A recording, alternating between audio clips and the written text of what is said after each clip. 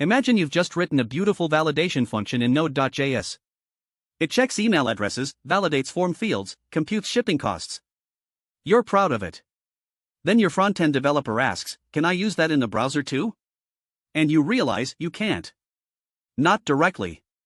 This is the problem that universal JavaScript, also called isomorphic JavaScript, was invented to solve. The core idea sounds simple: write your JavaScript once, run it everywhere on the server in Node.js and in the browser. But there's a fundamental incompatibility that makes this harder than it sounds. On the server, Node.js uses common JS modules. You write require, Lodash, and Node's module system knows where to find Lodash on your file system. But browsers have no file system. They have no require function. They can't resolve module paths.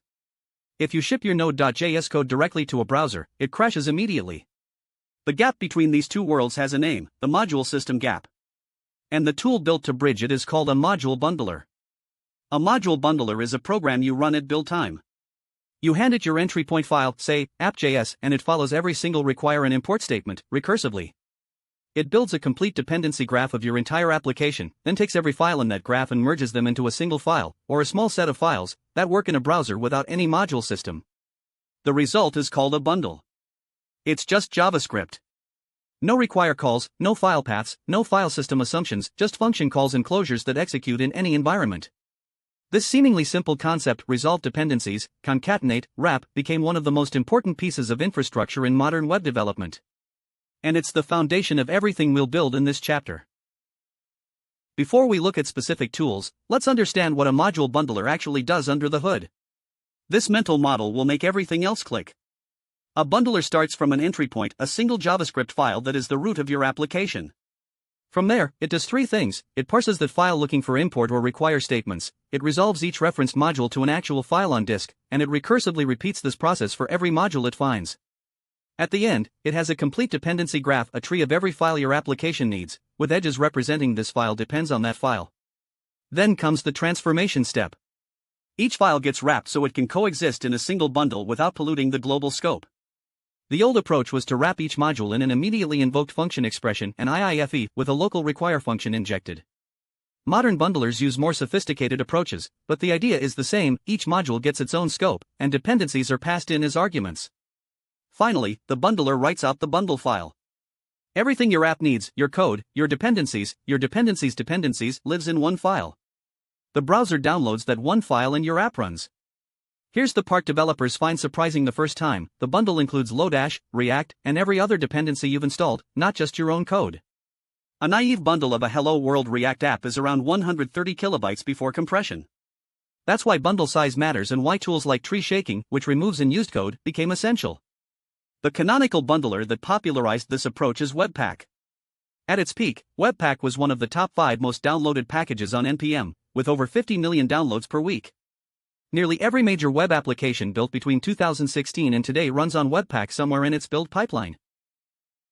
Webpack is configured through a file called webpack.config.js at the root of your project. This is plain JavaScript that exports a configuration object, so you can use conditionals, environment variables, and even require other files inside it. The minimum viable config has 2 required fields, entry and output. Entry is the file where Webpack starts building the dependency graph. Output is an object specifying the directory and file name for the resulting bundle. A minimal config looks like entry pointing to your source file, output pointing to a dist folder with a file name like bundle.js. Beyond the minimum, Webpack configurations grow around 2 concepts: loaders and plugins. Loaders transform files before they're added to the dependency graph. The most common loader you'll encounter is Babel Loader, which runs your JavaScript through Babel to transpile modern syntax into something older browsers understand. There's also CSS Loader for importing CSS files from JavaScript, File Loader for images and fonts, and TS Loader for TypeScript. The way you configure a loader is through the module.rules array. You provide a regex that matches file extensions, and a use array listing which loaders to apply. Loaders run right to left in that array. Plugins are more powerful than loaders because they hook into Webpack's compilation lifecycle. HTML Webpack plugin automatically generates your HTML file and injects a script tag pointing to your bundle. Mini CSS Extract plugin pulls CSS out of your bundle into a separate file.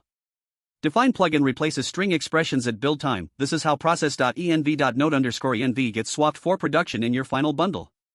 Two modes change how webpack behaves. Development mode leaves code readable and adds source maps so you can debug.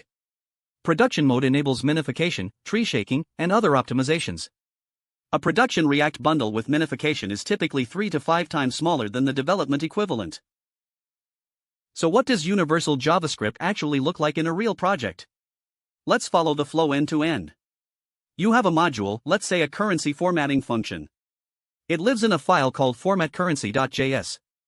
On the server, you use it in an express route to format prices before sending them in an API response. On the client, you use it in a React component to display formatted prices without making another API call. Same function, same logic, same tests, 2 execution environments.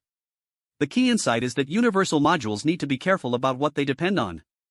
A module that imports the FS module, the Node.js file system, cannot be made universal. A module that uses document.getElementById, a browser API, cannot be made universal. Universal code lives in the intersection, pure logic, utility functions, data transformations, validation, and anything else that doesn't touch platform-specific APIs.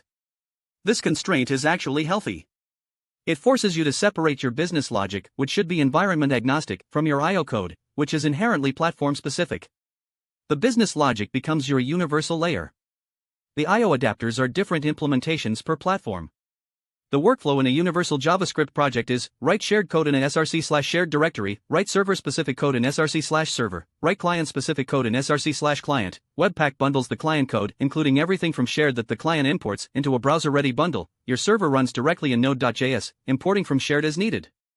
This is the architectural foundation that frameworks like Next.js and Nuxt.js are built on top of. They add routing, data fetching conventions, and server-side rendering on top of the same fundamental concept: 1 codebase, 2 execution environments, bundler in the middle. Understanding how Webpack works makes all of those frameworks far less mysterious.